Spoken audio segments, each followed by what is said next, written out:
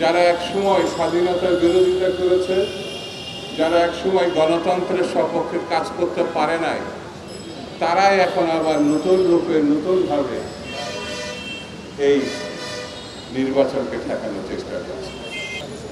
খুলনাতে একটা হত্যাকাণ্ড সংঘটিত এবং তার রক কেটে দেওয়া হয়েছে, এবং রক কাটা বাহিনী বাংলাদেশে কারা এটা যদি নাও বলা হয় মানুষ জানে, চিনে। বিভিন্ন শিক্ষা প্রতিষ্ঠানে এরা কত মানুষকে হত্যা করেছে এই রক কেটে, সেটাও আপনারা জানেন। বন্ধুরা, বাংলাদেশে সবথেকে জনপ্রিয় দল এখন, আমি যদি নাম নাও বলি এক কথায় সবাই বলবে সেটা বিএনপি বা বাংলাদেশ জাতীয়তাবাদী রাজনীতি দল।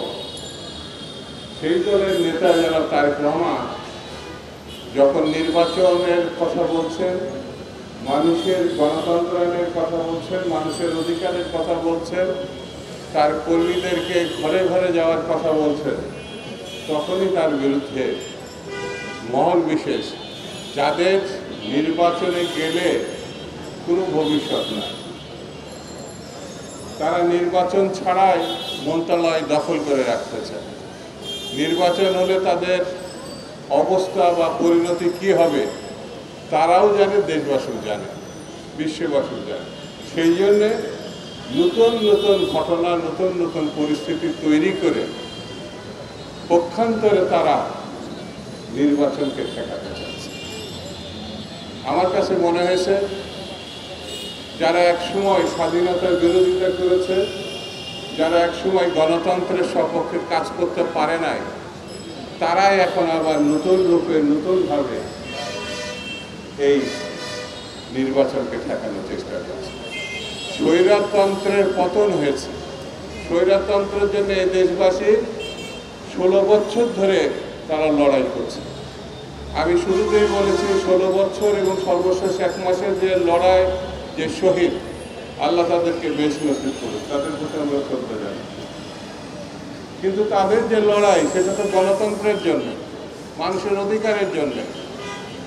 সেই অধিকার এবং গণতন্ত্র তাদেরকে যদি আমরা না দিতে পারি, তাহলে এই আন্দোলন তো প্রশ্নের মুখে পড়ে যাবে। আমরা কি অর্জন করলাম? আন্দোলনে একমাত্র অর্জন স্বৈরতন্ত্রকে আমরা বিদায় করেছি, মানুষের অধিকারকে আমরা ফিরিয়ে দিয়েছি।